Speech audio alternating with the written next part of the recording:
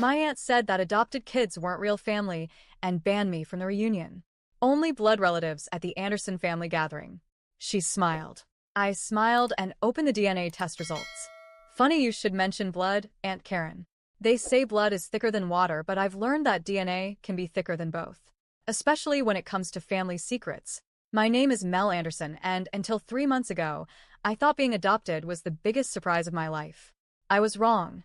I was adopted at birth by James and Maria Anderson, the most loving parents anyone could ask for. They never hid the fact that I was adopted. It was just part of our family story. Like Dad's terrible dad jokes or Mom's award-winning apple pie. Being adopted never made me feel less of an Anderson. At least not until Aunt Karen decided to make it an issue. It started when the invitations went out for the Anderson family grand reunion. Grandpa Anderson was turning 90, and the entire extended family was gathering at his sprawling farmhouse in Vermont for a week-long celebration. Cousins were flying in from across the country, uncles and aunts were taking time off work, and everyone was talking about making it the biggest family event in Anderson history. Everyone except Karen, that is. As Grandpa's oldest daughter and self-appointed guardian of the Anderson family legacy, she had taken charge of planning the reunion. And apparently she had some very specific ideas about who counted as family. I found out about her views during a family dinner at my parents' house. Karen was showing Mom the draft guest list, rambling about accommodations and meal plans. Of course, we'll need accurate numbers, she said, not quite looking at me. This is a gathering for true Andersons. Only blood relatives. The table went quiet. Dad's fork clattered against his plate. What exactly are you saying, Karen? Mom's voice had that dangerous edge I rarely heard. Well, Aunt Karen smoothed her designer blouse. You understand, don't you? This is about family heritage, about celebrating the Anderson bloodline. Michelle is lovely, of course, but she's not really an Anderson. Not really an Anderson. The words hit like a physical 28 years of family holidays, shared memories, love, and belonging, all dismissed because I didn't share their DNA. That's ridiculous. Dad started, but Aunt Karen cut him off. James, be reasonable. This isn't about feelings. It's about preserving our family's history. The reunion will feature a presentation about the Anderson genealogy, displays of family heirlooms, discussions about inherited traits. Michelle would feel out of place. The only one making Michelle feel out of place is you, Mom snapped, but Aunt Karen wasn't finished. Besides, I've already discussed it with the reunion committee. We all agree. Blood relatives only. It's simpler that way. The reunion committee consisted of Karen's daughter, Jessica, and 2 cousins who had never dared to disagree with her. I had grown up with Jessica, shared clothes and secrets through our teenage years, and now she couldn't even meet my eyes across the table. This is insane, Dad declared. If Michelle's not welcome, none of us are going. Don't be dramatic, James, Karen chided. You're the eldest son. You have to be there. And Maria's been helping Grandpa organize his old photographs for the family history display. You can't abandon your responsibilities just because Michelle's feelings are hurt. I found my voice. Then don't worry about it, Dad. I wouldn't want to taint the precious Anderson bloodline with my adopted presence. Michelle. My mom reached for my hand, but I was already standing. I mean it. Go to the reunion. Grandpa deserves to have his whole family there for his birthday. His real family. According to Aunt Karen, I left the house despite my parents' protests. Driving home to my apartment, I couldn't stop thinking about all the little moments over the years when Karen had subtly emphasized my outsider status. The Christmas she gave all the grandkids family heirloom jewelry except me. The way she introduced me as James and Maria's adopted daughter rather than just her niece. But something else was bothering me. Something about the way she had been so insistent about blood relatives. Only it seemed excessive, even for Karen, like she was afraid of something. That night, I couldn't sleep. I kept thinking about the family photos Mom had been organizing for Grandpa's birthday. One in particular stuck in my mind. A faded Polaroid from a family picnic the year before I was adopted. Something about Karen's expression in that photo, the way she was standing apart from the group. The next morning I called in sick to my job at the architectural firm and drove to my parents' house. Mom was at work, but I had a key. The boxes of old photos were still spread across the dining room table. I found the picnic photo easily enough. Summer of 1994, 3 months before my birth parents chose the Andersons to adopt me. The whole family was there, lounging on checkered blankets, paper plates balanced on their laps. Everyone looked relaxed. In the old Polaroid, everyone looked relaxed and happy. Except Karen. She stood at the edge of the frame, one hand pressed against her stomach, her face turned away from the camera. She was wearing a loose sundress, unusual for someone who usually favored tailored clothes. And according to the date stamp, this was taken just 6 months before she married Uncle Steve in what Mom always called a rushed ceremony. A crazy idea started forming in my mind. I was born in January 1995. Karen married Steve in December 1994. The timing. But no, it couldn't be, could it? I took a photo of the Polaroid with my phone and opened my laptop. Over the next few hours, I dove deep into research. Hospital records from that time were mostly digitized now. It took some creative searching, but finally I found what I was looking for: a birth record from St. Mary's Hospital, January 15, 1995. My birth record. My birth mother's name was listed as Jane Doe, common in closed adoptions. But there was something else. A nurse's note, probably misfiled during digitization. Patient requested complete confidentiality. Family connection to hospital board member K.A. noted. K.A. Karen Anderson. My hands were shaking as I pulled up the website for a major DNA testing company. I'd always avoided these services before, respecting my birth parents' wish for privacy. But now the test kit arrived 2 days later. As I swabbed my cheek, I thought about Karen's insistence on blood relatives only at the reunion. About all the years of subtle digs and careful distance. About how she'd never once asked if I wanted to find my birth parents when most relatives had brought it up at least once. 6 weeks later, my phone pinged with the DNA results already. And that's when everything I thought I knew about family began to unravel. The DNA results loaded slowly, each new section revealing another piece of an impossible puzzle.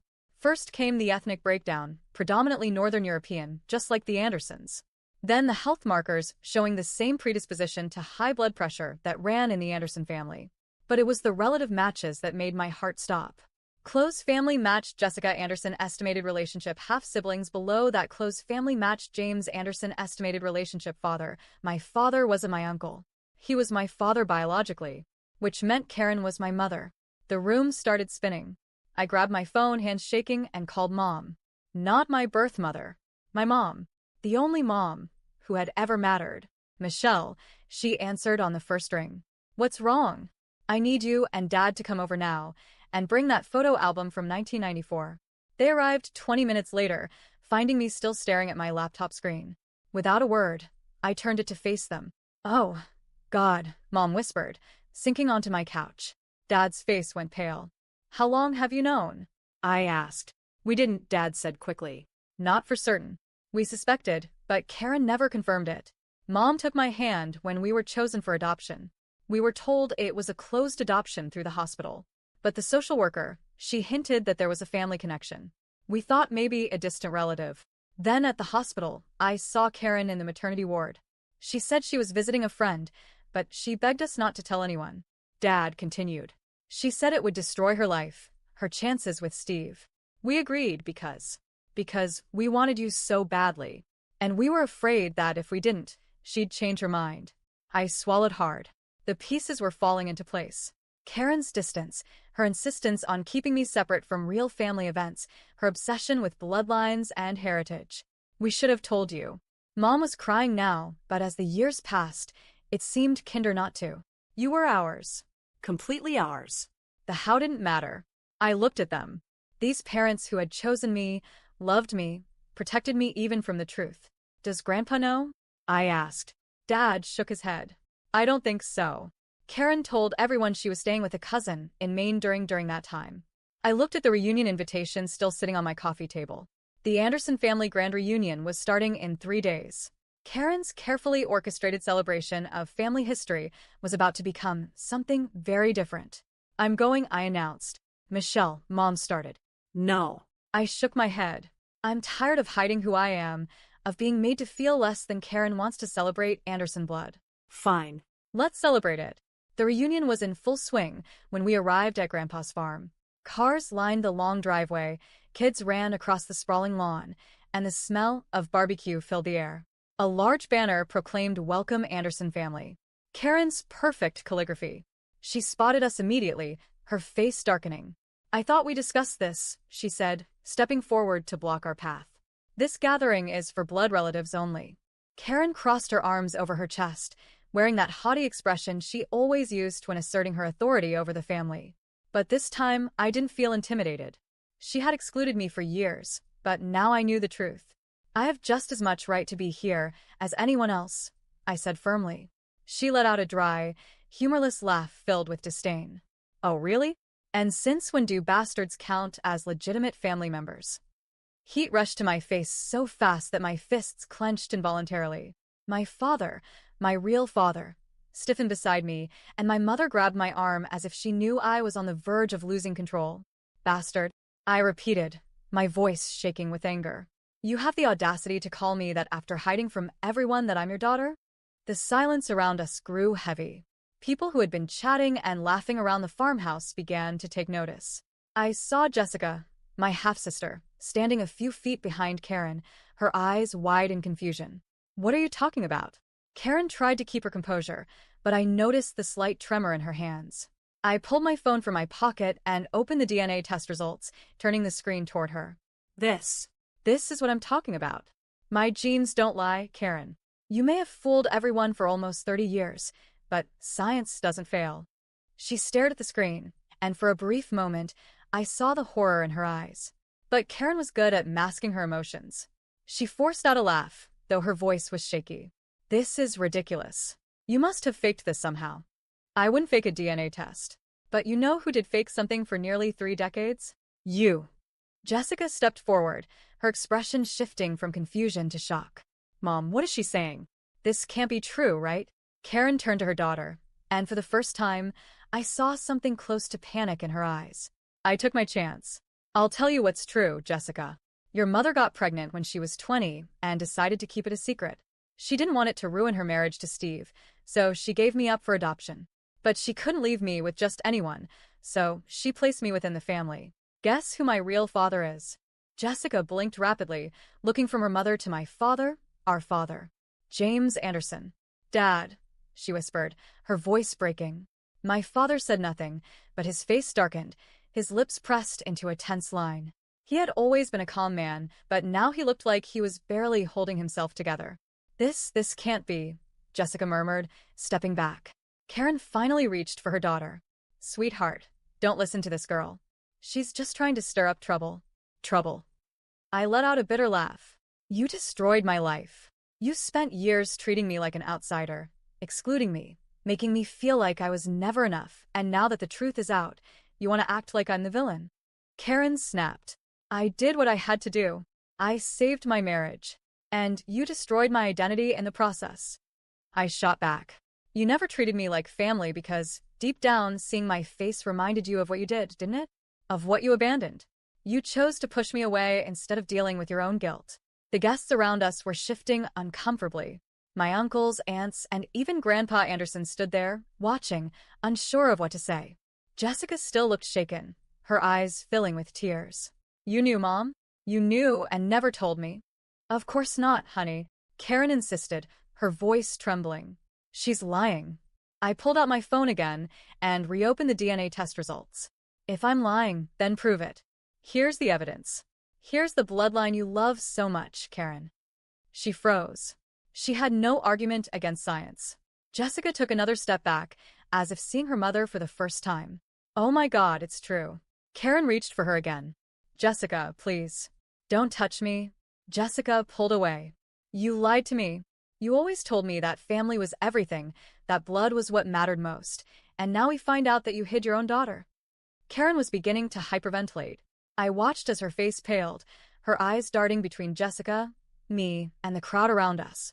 She was losing control. I did it for you, for us. No, Mom. You did it for yourself. I turned to my father, who had remained silent, watching the chaos unfold.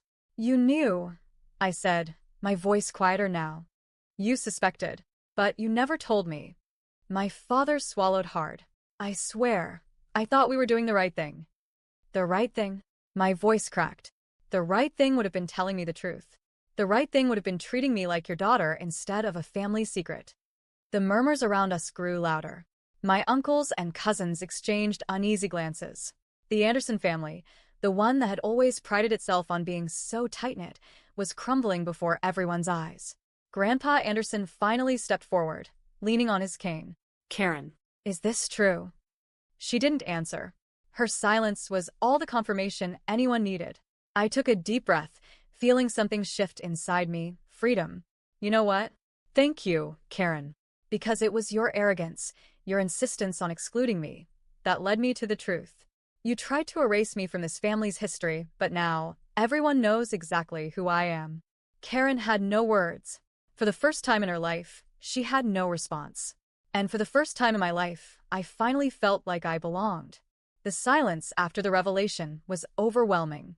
Karen remained motionless, her skin so pale she looked like she might faint. Jessica couldn't stop staring at her, as if she were seeing her mother for the first time. My father was still tense, as if he knew that nothing he said could erase what had just happened. And me? I was burning inside. After years of being treated like an outsider, as if I had never truly been an Anderson, everything finally made sense. Karen despised me because I was a living reminder of her dirty secret. And yet, she had the audacity to try and ban me from this reunion? She wanted so badly to celebrate the Anderson blood? Very well. She would get exactly that. I took a deep breath and stepped forward, making sure my voice was loud enough for everyone to hear. I really must thank you all for coming today. After all, this is a very special occasion. The Anderson family gathered to celebrate its origins, to remember our roots. Karen flinched, realizing where I was going with this. Mel, that's enough, she whispered, but I wasn't stopping now. Enough? I smiled, but there wasn't a trace of humor on my face. Enough is what you told me when you decided I wasn't part of this family. Enough is what you told me my entire life. Well, now it's my turn to say, enough with the lies. I turned to the rest of the family, who were still digesting the shock. You spent all these years looking at me with pity, as if I were a burden my parents took in out of charity. But guess what? I'm more of an Anderson than many of you. That doesn't mean anything. Karen tried to cut in, her voice higher-pitched than usual. A DNA test doesn't define a family. Funny, coming from you, I shot back, crossing my arms. You spent years preaching that blood is what matters. And now, suddenly, it doesn't? How convenient. This doesn't change anything, she insisted, trying to regain her composure. Oh, I think it changes a lot. I looked around. Because if you all really believe everything Karen has said about family, about lineage, then you must be wondering what else she has lied to you about. The eyes of my uncles and cousins narrowed. Some glanced at Karen with distrust. Others whispered among themselves. Grandpa Anderson was the one who broke the silence. Karen, he began, his voice hoarse and tired. Why did you never tell us? Karen blinked rapidly, as if searching for an answer. I did what I thought was best for everyone. For me, for Steve, for the family. I was young. I didn't know what to do. Jessica let out a short, bitter laugh. Didn't know what to do? So you decided to lie to everyone? Karen turned to her daughter, the desperation now showing on her face. Sweetheart, I did this for you too. I wanted you to have a life without scandals. I wanted to protect our family. You lied to me my entire life. Jessica interrupted. And now you expect me to just accept this? Sweetheart, please. Don't call me sweetheart. Jessica took a step back, moving away from her mother. You spent years teaching me that family is about loyalty, about trust. And now I find out that you have a hidden daughter? That you abandoned my sister? Karen reached out for Jessica, but she pulled away. My father, on the other hand, had remained silent. Until, finally, he looked at Karen and spoke. You knew I was the father? Karen froze. What? You knew I was the father from the start? Her expression changed. For a brief moment, I saw something in her face, fear. And that's when it hit me. My God, you knew. But you never told him. Shock washed over my father's face. Karen, you took my daughter away from me. That's not how it was. She shouted, her voice shaking. You couldn't know. You would have wanted to do the right thing, to take responsibility, and I couldn't let that happen. My father closed his eyes and shook his head slowly. You couldn't let it happen?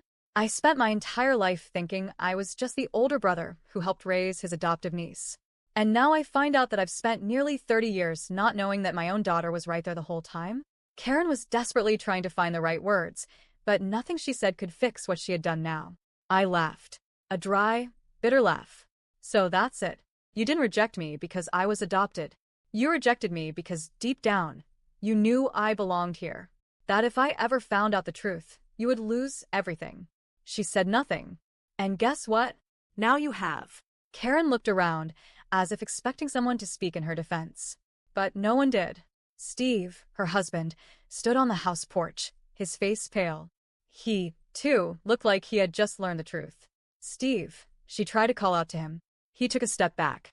I need some time. Karen stumbled, as if she had been physically struck. Grandpa Anderson cleared his throat. I think this conversation has gone on long enough. But there's one thing I need to make clear. Everyone turned to look at him.